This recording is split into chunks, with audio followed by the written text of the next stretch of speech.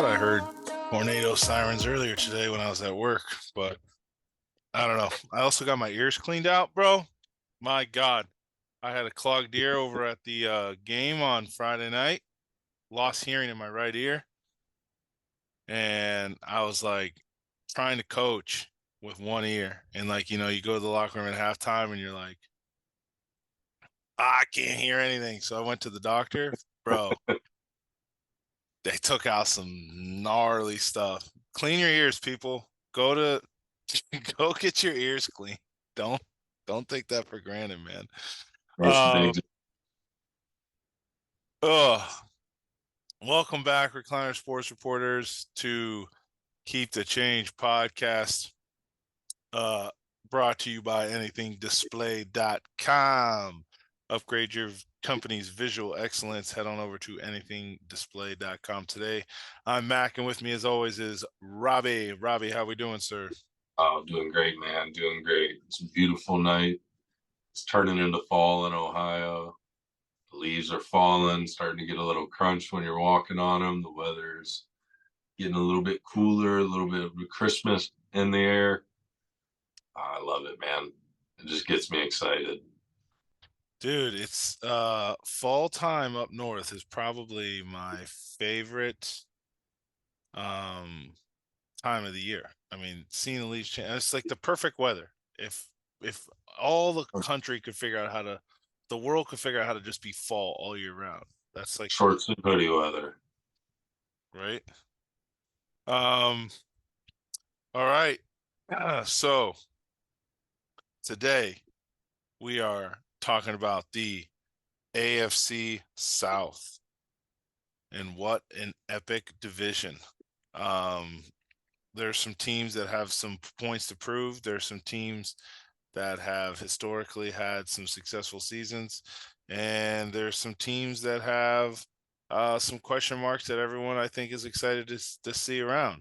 Um, so the first team I say we break down is the team that we're having a hard time remembering was in this conference, which that should be a whole nother episode as we Yeah. say each team in the NFL and what conference they're in. But the Tennessee Titans, go ahead, start us off, Robbie. How are you thinking the Tennessee Titans are going to do this year? The Titans are an easy team to forget because, they're just middle of the road. They do things good, but not great. They're, they went, what was it, 2 years ago, 3 years ago, went to the AFC Championship game. They've had some success, but just not a super exciting team anymore. Derrick Henry, although he's a mammoth of a man, like just absolutely insane that he's that big, that strong, and that fast, just doesn't have great hype around him as a player. Like he's just not a very marketable player for some reason, although he's, like we talk about, arguably one of the best backs in the league. But I don't know. Hasn't been a super great run in Tennessee, but it hasn't been bad. And I feel like it's probably going to be more of the same from them this year. They got a lot of question marks at quarterback. I mean, I think there was one point it was an open three-guy quarterback battle going on down there. But they have some young guys. They got some talent. They got DeAndre Hopkins now this year too for him to throw it to. Um, I think that's huge since they gave up AJ Brown for whatever reason a couple years ago and sent him off to Philly. But I'd say the Titans probably going to go around 10-8 or 10-7. My guess, second. I'm thinking they're going to finish second in the divisions where I had them projected. Nice. Yeah, I think the Titans go as Derrick Henry goes. So they rely very heavily on him. Now, they did do a great job of picking up DeAndre Hopkins. I think that gives them a little bit more weapons on the offensive side. But I mean, this team has been built around the King for a long, long time, at least last 4 or 5 years. And when he's injured, they're not a very good team. And when he's in, they start games really well, but with the workload that he's been carrying later on in games, he's not tracking No, that well. But the key to this Tennessee Titans team is Vrabel's defense. I mean, he comes from Bill Belichick's former defense, former Patriot, so his schemes are former Ohio State yeah, Buckeye. his schemes are top level. They constantly change and they play tough. So I think the Titans are definitely a lock in for the top two. I think when you look at this division, I think there's a lot of other teams that I really haven't had the years and the longevity that the Titans have had and the consistency. So I think this is the Titans. To me, that they're the best team like in this division, but do they have enough to go all season long and finish at the top of the division? I don't know. But I do know that they're well coached. I know that they're tough. They play fast. They play hard. They love Vrabel, but can can they go a whole season? And I think that's really going to come down to can Derrick Henry go a full season, and that's going to really decide the Titans' fate. Um, all right, man, moving right along. Let's jump over to the Texans. Uh, have And I been think the Texans are going to be interested. one of the most exciting teams to watch in football here, just with all the hype they're building up around CJ Stroud. Buckeyes fan love to see that, but all the young talent that they acquired, trading back up to get Will Anderson at what was it, 4? Like I don't know. I like seeing big changes from teams, and they're trying to do something. Yeah, we But during the draft we said Texans win the draft. I mean, they oh had yeah, the absolute best draft of all 32 teams. I think they were in a little bit of a fog after the whole Deshaun Watson thing, but dang, they came ready to make some moves. And yeah, I mean, is how do you think CJ Stroud's gonna handle being QB1 this year?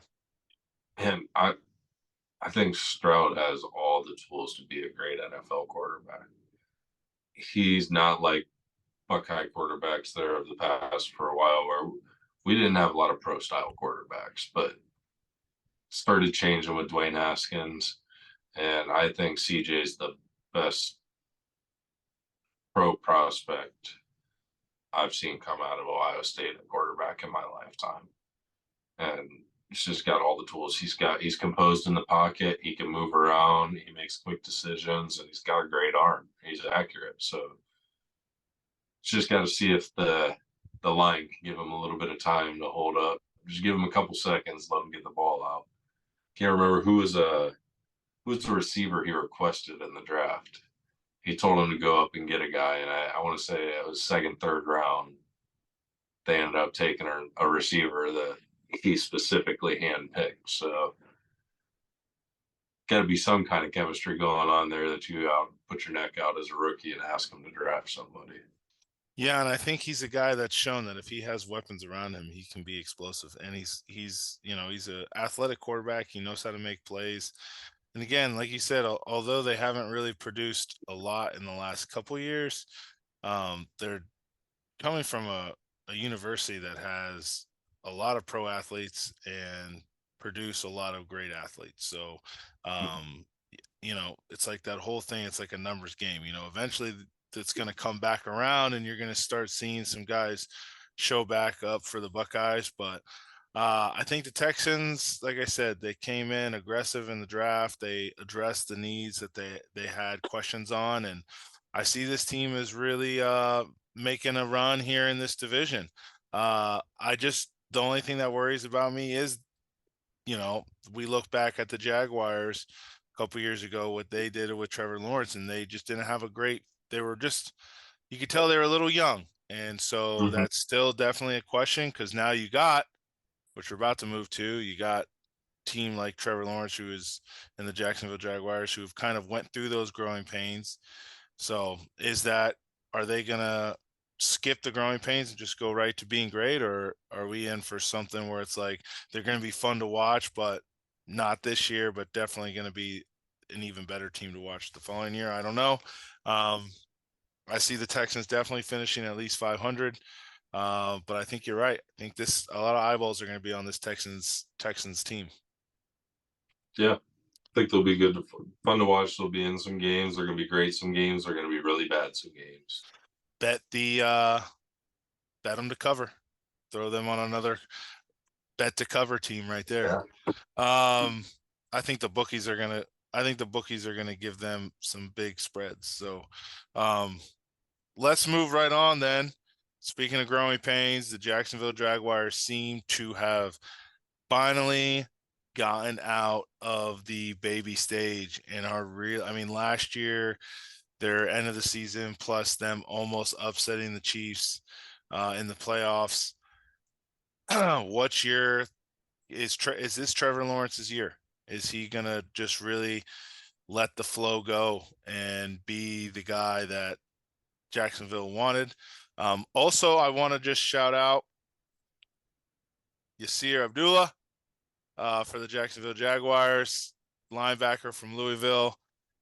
Former athlete of your boy, used to be my all-around weapon at Cypress Lake High School back in 2016. He is not a running back and wide receiver no more. When I saw his film, he is massive. Oh my God, he had a highlight. So shout out to him. Congrats, buddy, for making it to the league. But yeah, does Jacksonville, are they are they the top dogs in this division? That's the real question. I feel like they have to be the favorites. And this is a big year for Trevor Lawrence, where he's had a lot of ups and downs in his career. And I feel like this is a year that he's really going to be judged a lot by the league, and the next contract's going to be judged by. And that's one of the biggest things. But getting some weapons for him, and Calvin Ridley running routes is just fun to watch. He is so quick and stops on a dime and so precise with his footwork. The dude's a magician. Yeah. So I drafted him in our work league. I'm expecting big things out of that combo. And I think that Jacksonville should win this season. But there's so much question in this division. There's probably three teams that I think have a chance. So we'll see. I'd take Jacksonville as my betting favorite, though. Yeah, Calvin Ridley is a special human being. Um, I think he was unjustly suspended, but I think he's going to come back and be explosive this year, and exactly what Trevor Lawrence needed to kind of put the Jacksonville Jaguars, just solidifying how I think that they're going to be the top team in this division right now. I agree with you. I think the Jaguars finish in the top, and I wouldn't be surprised if they give the AFC, 1, 2, or 3 spot a run for their money this year, just playing some electric football and watch them squeak out a couple. And all of a sudden we're looking at a, 12-5 football team or a 13-4 football team. Uh, Maybe even getting a bye week. I think that's a long stretch, but I think we It's all not. know it's the NFL. Anything can happen. And the Jacksonville Jaguars just could be having that year right now. It's like all the pieces could fall into place for them. It's the right time. All right, let's wrap this thing up with a team who, man, pieces are falling. I don't know Yeah, if they're the right pieces, but they're falling everywhere. And right now, it looks like they're just grasping for anything they can grab onto. I mean, even last year's whole debacle with the coach and Matt Ryan, and yeah, it's these guys I thought for sure last year were going to be the top in that division. I had them, you know, finishing first, and that clearly didn't happen. But I don't think they got any better. Although I think, Anthony Richardson is a great quarterback. I was gonna say, give I, me Anthony Richardson over 40-year-old Matt Ryan all day. I'm well, excited about this kid. that I've been watching that's film on him, and he reminds me size, strength, and just kind of the swagger about him of a young Cam Newton. Yeah, and like you said, I'd take him over Matt Ryan. The problem is there looks to be some cultural issues going on with Indianapolis right now, Jim Irsay owns the team, so I mean that's kind of a given. right? It comes along with the territory. So, Yeah. is Anthony Richardson going to be enough, or is this going to be one of those things where we're going to see some highlights, kind of like similar to Justin Fields' first year? We're going to see some awesome highlights, but it's going to be a while before we start seeing the Colts really own this division. Yeah, I feel like until they figure out what's going on with Jonathan Taylor, there's no way that they're going to be able to succeed right now with all that up in the air. And now having your best player on the pup list and inactive for the first 4 games, it's aren't you better at this point to trade him and get a decent return on him, even if you were getting offered maybe a second and a fourth or fifth or something, a couple draft picks at least when he sits out the whole season. It seems like he might be willing to do that. Just going to be able to let him walk next year for nothing.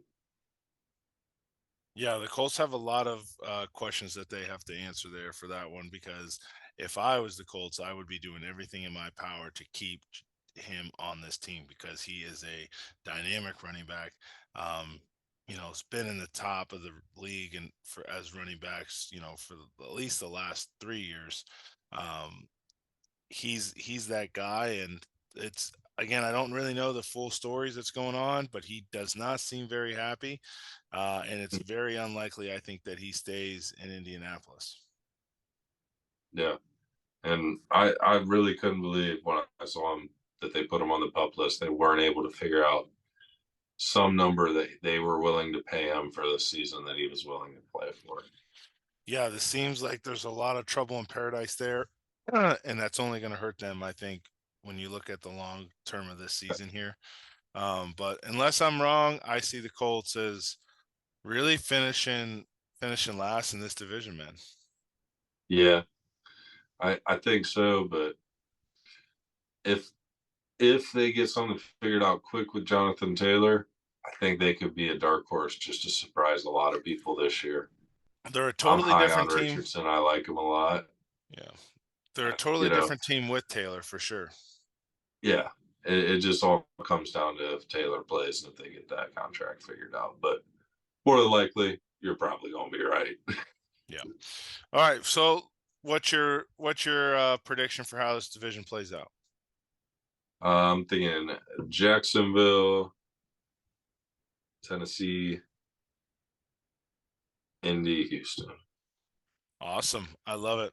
I'm gonna rock with Tennessee, Jacksonville, Houston, Indy. That is gonna be my bold predictions on how I, the I think uh we both agree we're just going to be one playoff team coming out of this division, not really seeing multiples. no, I think that this is gonna be I think whoever wins this division, it's gonna be gritty. It's gonna be grimy. I just think there's too many other teams in the AFC that are going to squeeze up into those wild card spots. But I do see it as whoever wins this division as being a tough team, and I wouldn't want to face them in the playoffs because this is going to be a grimy division. Oh, yeah.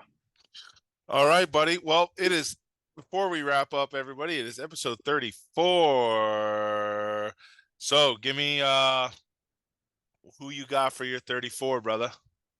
Man, arguably the greatest commentary combo in all of the history of basketball.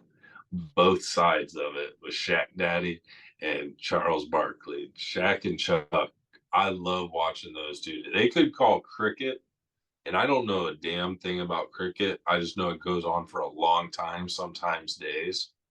I would sit there and watch an entire cricket match if they had Shaq and Chuck calling it. Not only were they some of the greatest players of all time, some of the greatest broadcasters as well. Dude, they are probably some of the, yeah, like you said, the most entertaining news that's things that's on television right now. I mean, unfiltered, hilarious.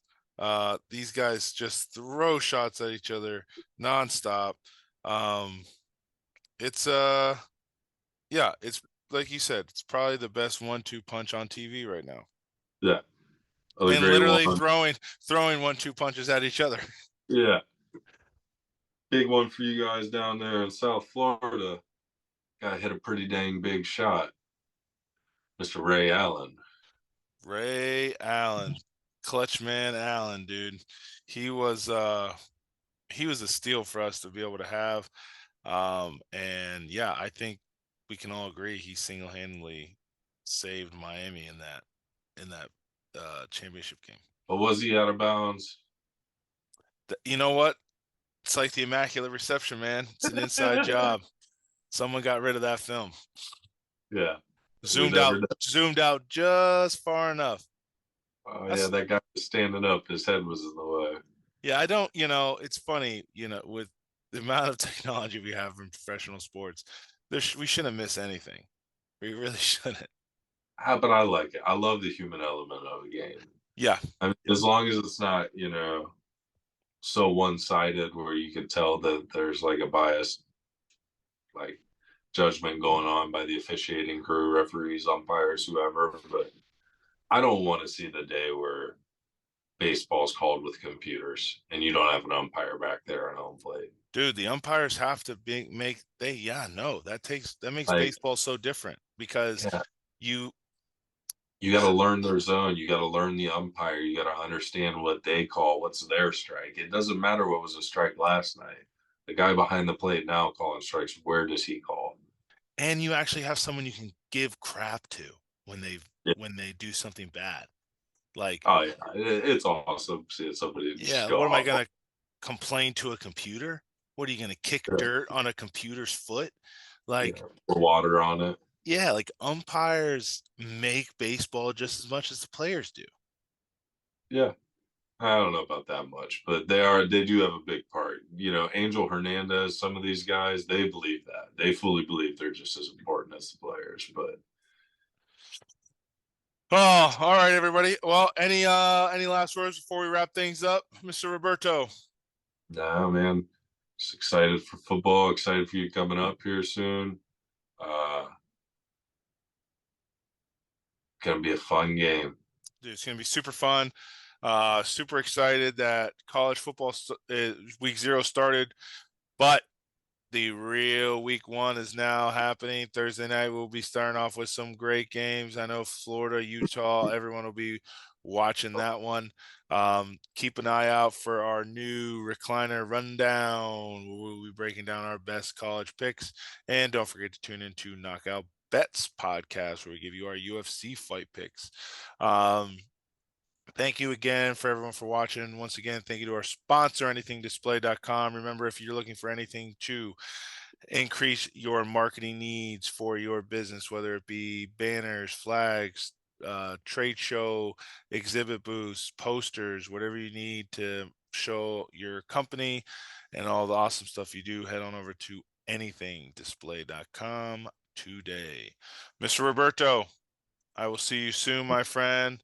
Have a safe week, and thanks again as always, everybody. We love you. Keep the change.